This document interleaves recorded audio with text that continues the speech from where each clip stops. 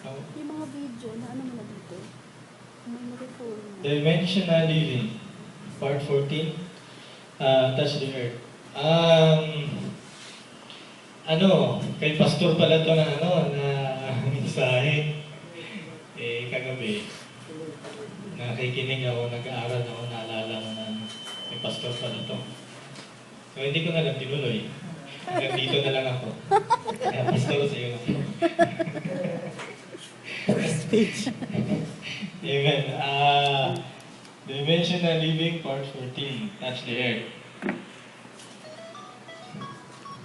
Umpisahan na natin mga kapatid. Ilang minuto ba, Pastor? Hanggat may dumating. Hanggat may dumating. Oras na. 9:44. Natayban ko na lang ha, para hindi tayo matagalan. Siguro mga 3 hours. Go, go, go! Hindi. Mga ano lang. Dali lang. Siguro mga 5 minutes and 1 hour. Amen. Set. Ayan.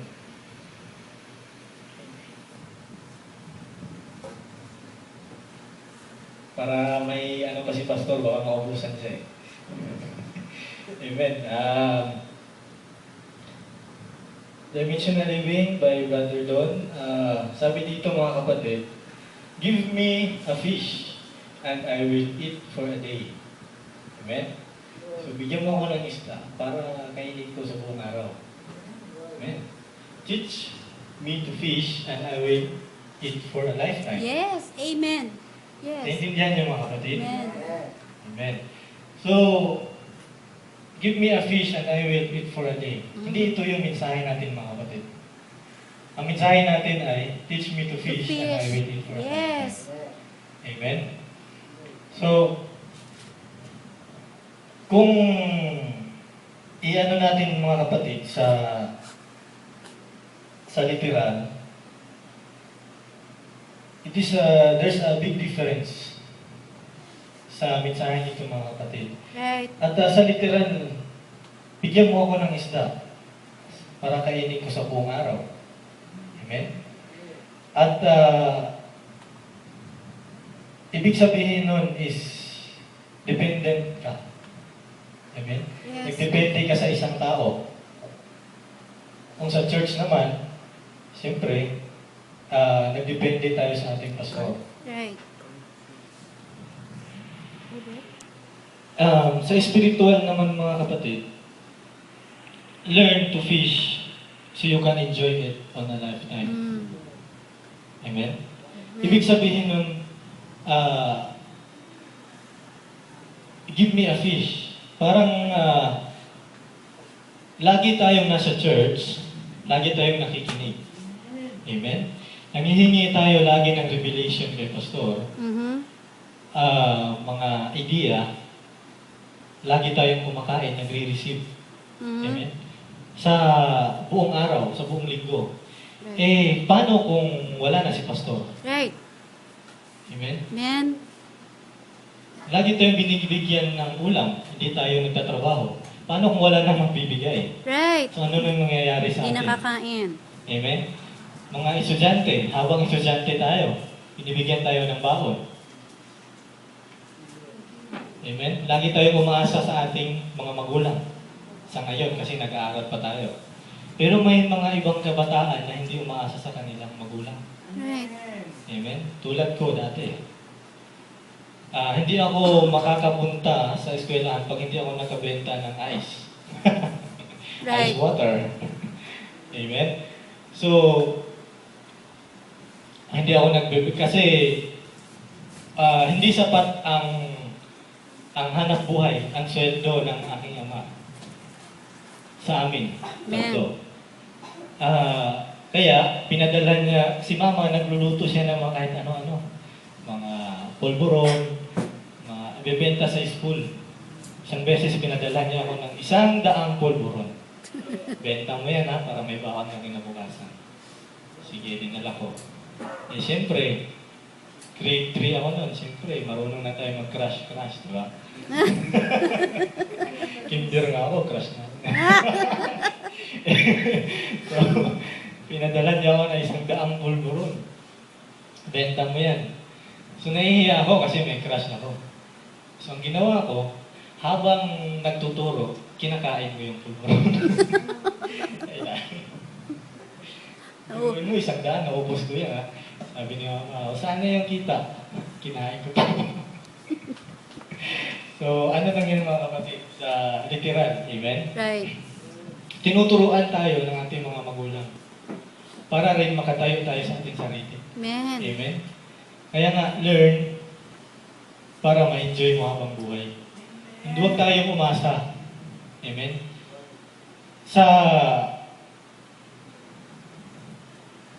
give me a fish, mga kapatid. So, dati na yan we are staying on our comfort zone. Yes. Amen? Pag hindi tayo marunong, talagang natatakot tayong lumabas. Amen? Ibig sabihin, hindi lumabas para lumayo sa mensahe. Amen? Amen. Naalala ko yung sinabi ni Ariel, kay Pastor Ariel, good morning. Kalimutan ko yung Arabic sa good morning. Sabi niya na walang makapag-aalis ng mensahe sa kanya. Right. Amen? So, kahit saan naman, hindi pwedeng alisin sa iyo ang mensahe. Amen? Give me a fish and I will eat for a day. So, ginagawa ito ni Pastor sa atin. Amen? Binibigyan niya tayo paano mamuhay. Binibigyan tayo ng idea para sa sa revelation natin. Amen? So, ang sa atin naman is teach me to fish. Tinuturuan tayo ni Pastor. Amen? Para matuto tayo at ito ma-enjoy natin kahit saan man tayo pumunta. Amen. Kahit wala si Pastor, hindi pwedeng sabihin natin, wala kasi si Pastor. Kaya hindi ko kaya. So, ang tinuturo ng ating prophet, mga kapatid, na kasi nasa new generation tayo, hindi nasa physical, nasa terrestrial tayo, mga kapatid, tatanda rin ang ating mga pastor. Right. Amen? Lahat tayo ay tatanda. So, kailangan nating matuto sa ating sarili. Amen? So, hindi lang sa pakikinig, kundi kailangan gawin din natin. Amen. Amen? Ang tunay na nasa mensahe ay hindi followers lang. Doers. Kundi doers. Amen? Hindi yung laging nakasunod, kundi gumagawa.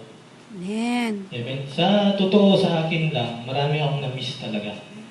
Na-miss na mga mensahe. Pero sa sarili ko, hindi nawala yung mensahe. Nasa akin pa rin.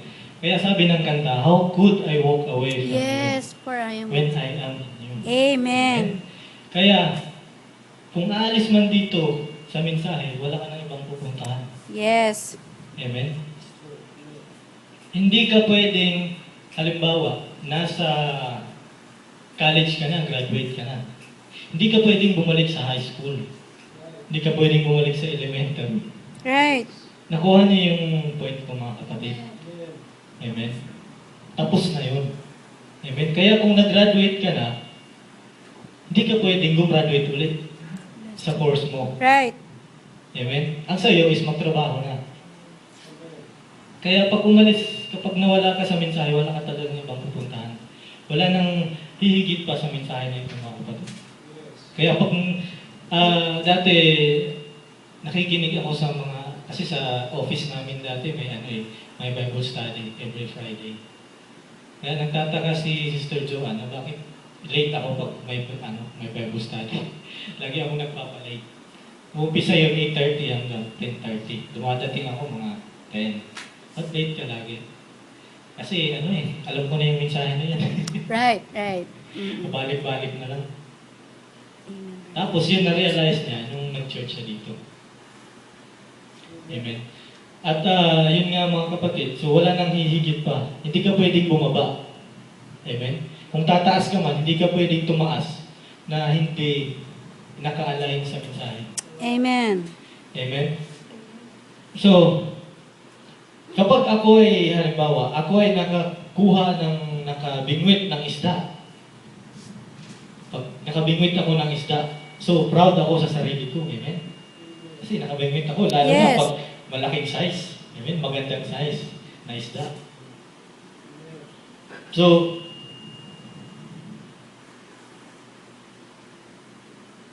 if you're going to out from here, go and learn and fish for yourself. Yes. Amen? Naalala ko sa Palawan nung nakatira kami doon. Isang buwan ako doon. Sarap ng buhay. Pagka umaga, may isda agad. Nandiyan na sa sa pintuan, binibigay ng mga kapatiran. Kahit anong isda, may lapu-lapu, may tulingan, ang lalaki. Amen? So, nung may time na wala sila, yung mga nagbibigay, wala sila. Amen? So, wala na nagbigay sa amin. Wala kaming ulam. kaya sabi ko, gusto kong matuto ng isda. Yes. Amen? Amen.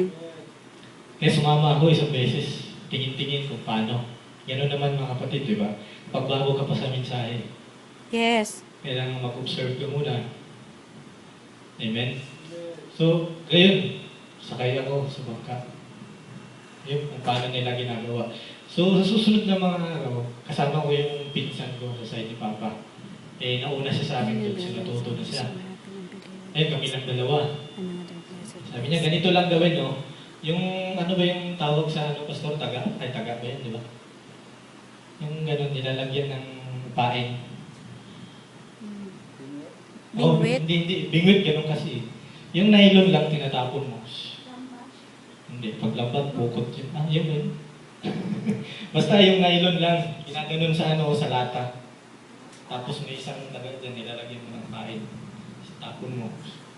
Kasi ganun-ganunin mo. Para ma-attract yung isda sa kainin niya. Pag gumalaw yun, bigla mong ganunin mo. Para matagal siya rito. Nung isang beses, ginawa ko. Ayan, tapo na. So, ayan nung pinsa ko, kasi dami siyang nakukuha. Nung ako na, pag ganun ko, uy, matigas. May isda na. Matigas siya, pero hindi gumagalaw. May isda. Pag ganun ko, uy, ang bigat, siguro malaki to. Ganun ko. Pag-ahon ko, uy, bato pala. Kala ko sapatos. Bato pala yung nahuli ko. Amen? So, yung mga kapatid, ang ibig sabihin ng prophet na kailangan natin matuto. Amen? Kailangan, may sarili na tayo, alam na natin yung revelation. Kaya, pag lumabas tayo, meron na ba tayo? Kung sa iglesia pa mga kapatid, may akay na ba kayo?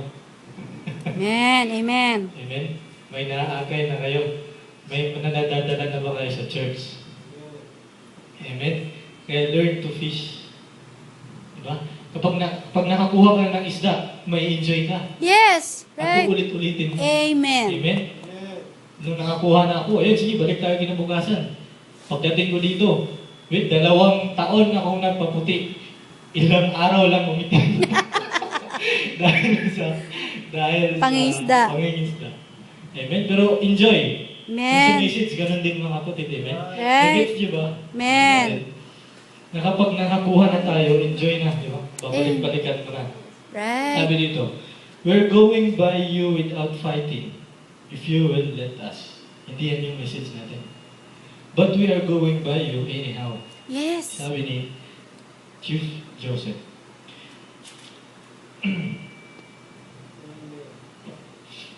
So yun, natuto ako mga kapatid na mangisda. Amen.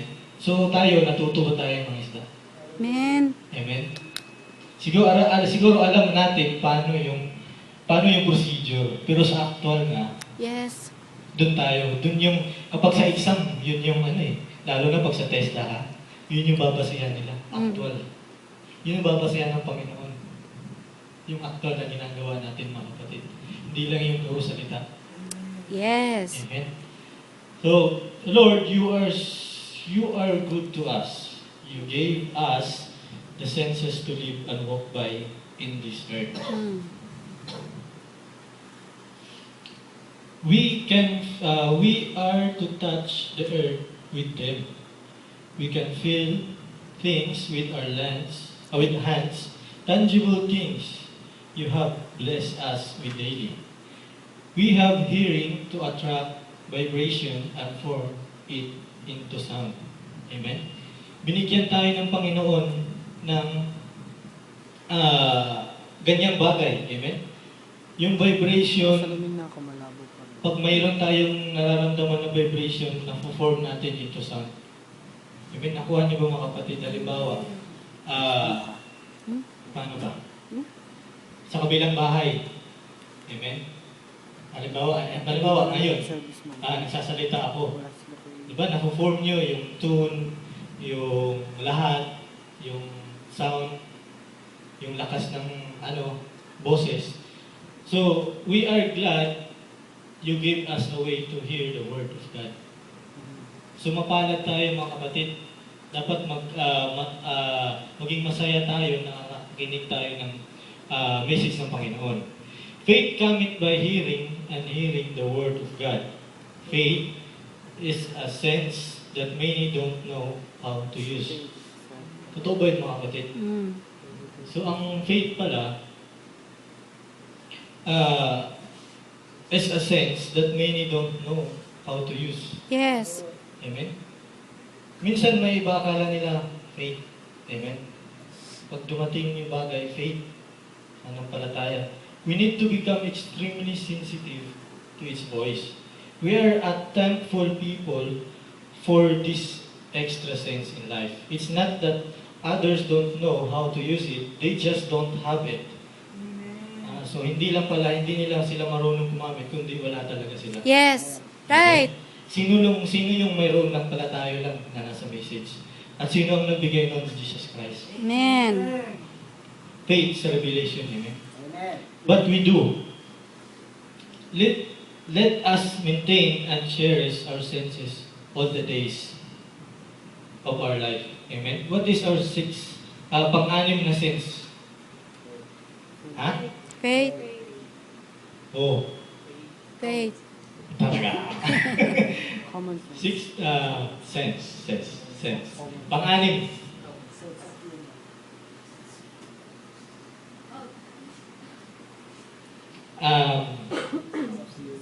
Na wala sila. Theophany. Meron ba sila nun? Wala. Meron ata eh. Umaalis na nga. So, let us master this super sense. It's the sense of faith that belongs to the believer. We have to have it in order to believe. Wala. Amen? Teach us how to use it. Give us more opportunity to awake it. So yun mga kapatid eh. Faith. Lagi tayong nakikinig about faith. So sabi ng, teach us how to use it. Amen? Turuan tayo kung paano gamitin and give us more opportunity to awake it. Fill us with its goodness and power. Keep us walking all the days of our life in sixth sense. It's only given by Jesus Christ. Amen. Kaya nga, bigay po yun ni Jesus Christ. Let us believe and receive His blessings of everlasting life and its benefits. Remove the doubt of the human spirit in our heart. Amen. You promised that it would come to pass. Let us be the ones. Amen. Kung wala ka palang sixth sense, you cannot awaken it. Right. Amen? Hindi mo pala ma-awake yung faith kung wala ka. So, sino lang yung may makaka-awake, yung may theophany lang. Amen? So, sa Genesis, mga kapatid, but there, Genesis chapter 2, verse 6, but there went up a mist from the earth and watered the whole face of the ground. Genesis 2:7, the Lord God formed man of the dust of the ground. Amen. Pabalik-balik na ito kahit sino pang kahit saang grupo pa alam na nila itong mensahe na ito. And breathed into his nostrils the breath of life, and man became a living soul. Amen. So,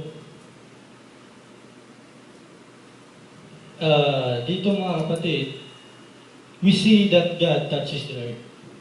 Amen. And. Sa Genesis 2:7.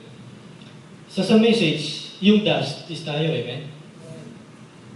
Right. Kahit ngayon, sa literal, si Brother Toby, sa 6 years old pa siya, 10 years old, ngayon, 33 years old na siya. Yes.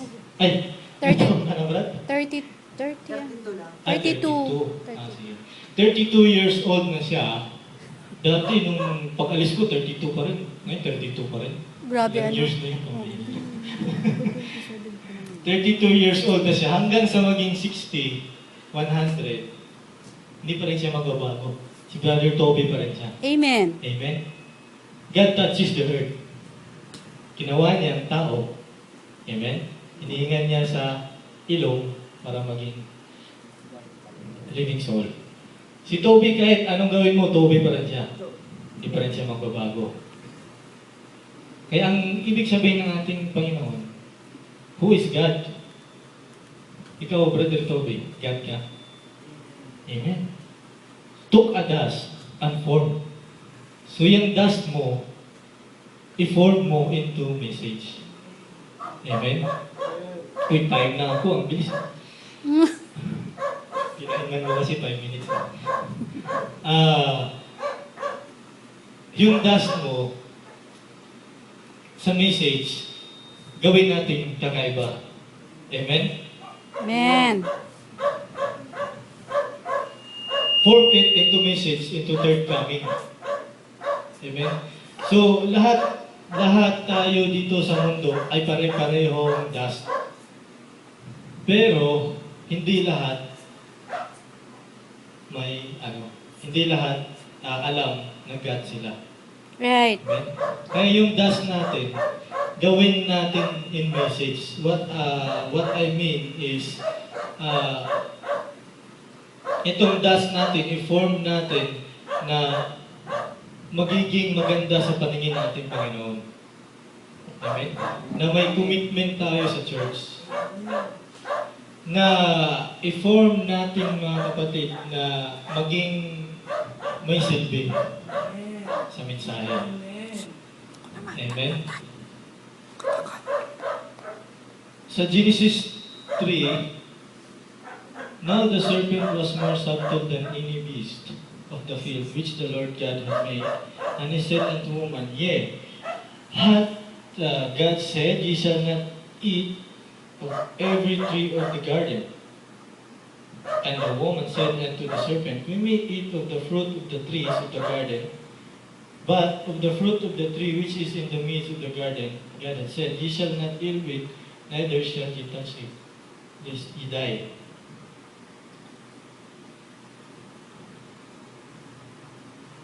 Dito, ano yung touch? Ibig sabihin, to touch, reach, strike, to be stricken, to be defeated, to stumble.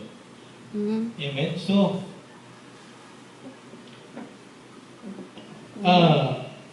sabi sa verse, mga kapatid, don't touch. Amen? That's not. Sabi dito, I will let you touch it, but don't be defeated. Amen? So, ibig sabihin ng touch, mga kapatid, is to be defeated. Mm-hmm. Amen? Kasi yung nag-touch na sila, so doon nila nalaman na nagkasala sila. Amen? So kapag may Right. mga bagay, mga kapatid, sa mundo, God let us, but huwag tayong ma-defeat. Not to stumble. Huwag tayong matisod, mga kapatid. Amen? May mga bagay na ginagawa natin, pero may kailangan, you must pay the price. Right. Amen.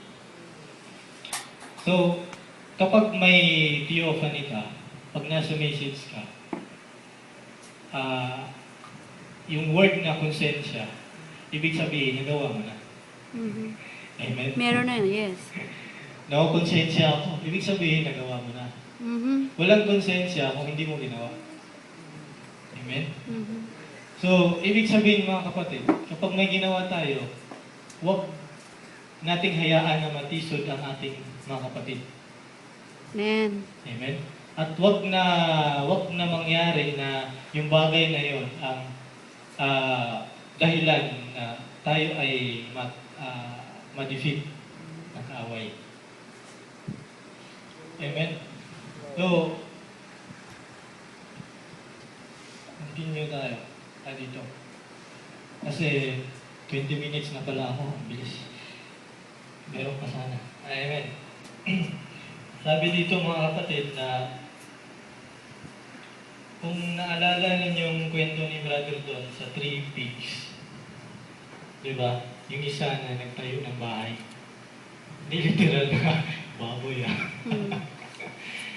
Nagtayo ng bahay yung una, tapos yung pangalawa, yung pangatlo. Eh nung inano na ng bagyo, yung unang tinayo niya is na wash out.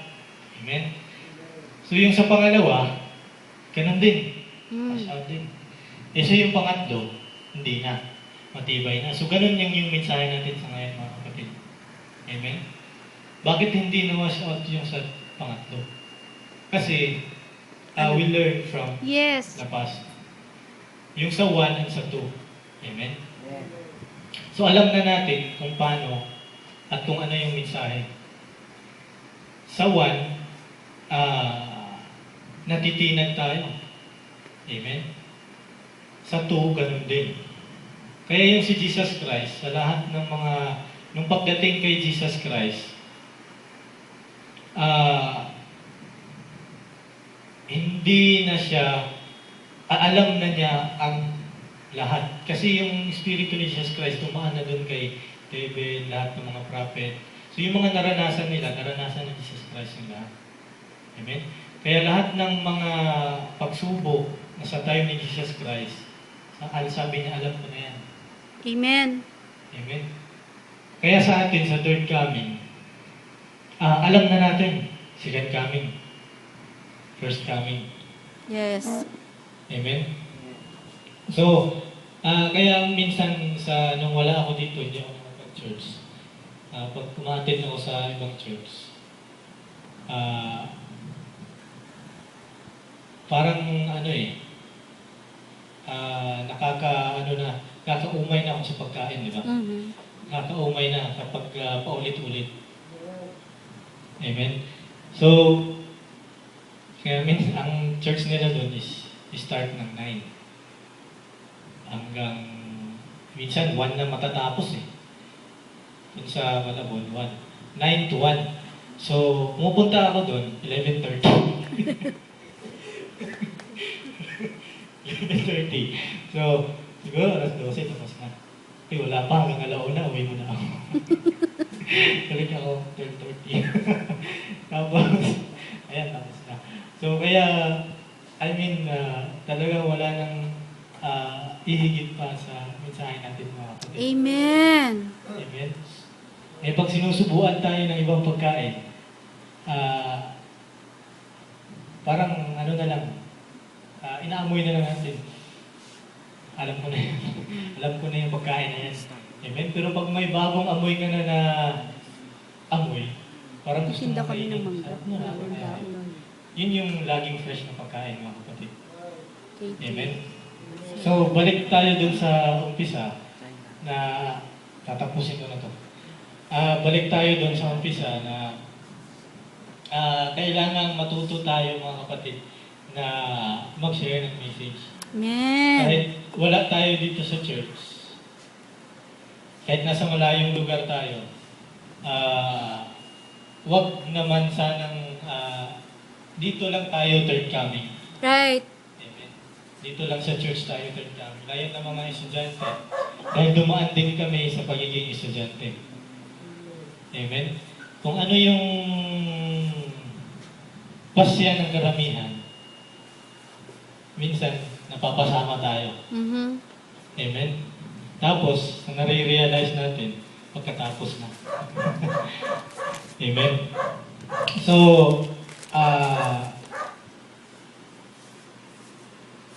pasensya na kayo mga kapatid kung hindi masyadong matagal. Kasi yun naman gusto ko eh, madali lang. At yan ang message ko, hindi ko na tinapos lahat. Kasi baka pagdating nung iba, tapos na tayo. Even di na makapag-message si Pastor. So yun, as introduction lang yun mga kapatid para sa mensahe ni Pastor mamaya. Amen. At yun lang, binabalik ko ang papuri at pagsamba, lahat ng kapurihan at kalulatian sa ating Panginoon. At salamat din kay Pastor. At 2 linggo na pala ako dito. Bilang Pastor. Kaya salamat din at ganun pa rin, di pa rin sila nagbago sa pakikitungo. Amen. Tulad ng dati. Salamat din kay Brother Toby na laging nagpapalakas sa akin. Amen. At yun lang po. Salamat at God bless. To God be all the glory. Amen. Amen. Pwede po ba natin kantahin yung yung Amazing Grace. Ate G. Amazing Grace. Ate May G. change na ito.